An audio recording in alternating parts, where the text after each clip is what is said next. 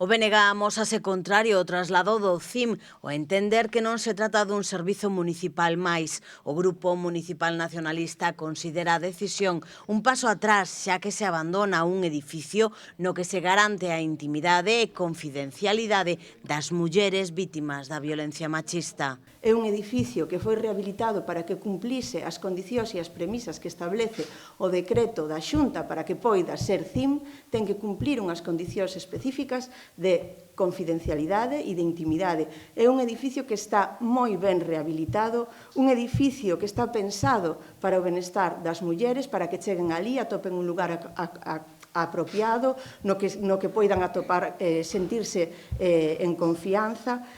E, ademais, non lle custa nada, absolutamente nada, o que é o Concello, non? Porque durante 30 anos é totalmente gratuito o uso dese edificio. Trátase dun inmoble que efectivamente non pertence ao Concello, pero que ten a cesión totalmente gratuita do seu uso durante 30 anos. O Concello négase agora a investir 200.000 euros nas obras necesarias para solucionar o problema do gas radón. Por iso decide abandonar esa ubicación. Teñen algo que dicir as mulleres do goberno, teñen algo que dicir Noa, Tamara ou Ana a respecto de privar as mulleres dos dereitos, a respecto de non deixarnos ser atendidas as mellores garantías posibles.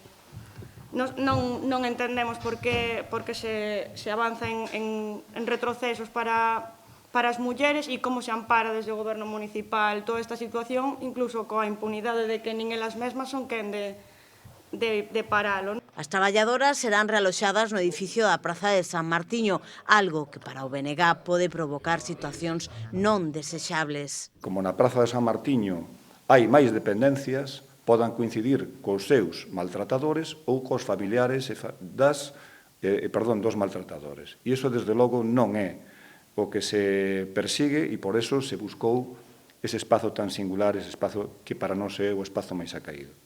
Ademais de presentar unha moción no vindeiro pleno do Concello, BNG levará este tema ao Parlamento galego. Non estamos nesta situación porque o Partido Popular quixo e quere que esteamos nesta situación. Son os corresponsables da situación de Ourense, do devalo de Ourense, da situación de desmantelamento dos servizos sociais e agora do peche do edificio do CIM. E non hai outro responsable.